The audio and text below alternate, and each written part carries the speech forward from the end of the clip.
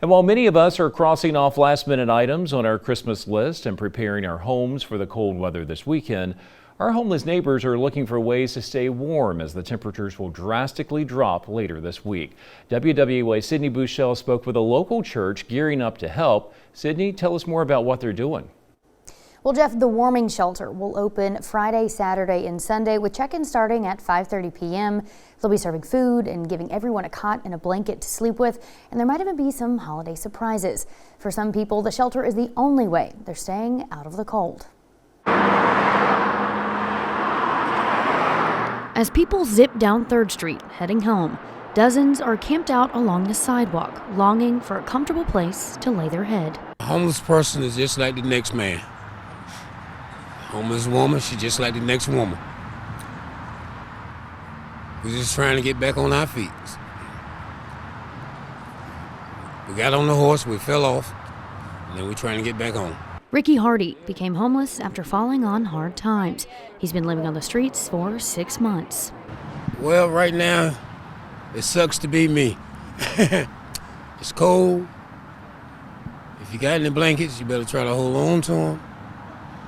Or if you ain't, the next homeless man walk by that need a blanket, he's gonna get your blanket. Less than a mile away from where dozens like Ricky spend their days, Reverend Jamie Thompson, other pastors and volunteers at Trinity United Methodist Church are preparing to open the warming shelter. Folks can come in off the street. It's open for anybody and everybody. Anybody who needs to be warm and safe out of the cold. The shelter has been operating since 2016, but only opens its doors when temperatures drop below 30 degrees for 2 consecutive nights. Reverend Meg McBride says this is the first time it has opened on Christmas. What better way to spend the holiday than at the warming shelter? In the past, McBride says the shelter has seen about 65 people on its busiest nights. She anticipates they will see a lot of need this weekend.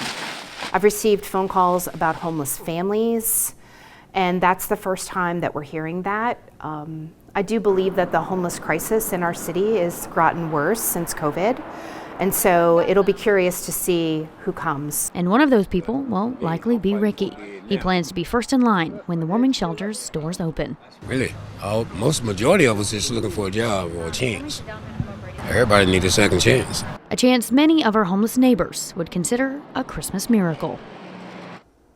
If anyone does have any work for Ricky, he says you can usually find him hanging around the steps of the courthouse.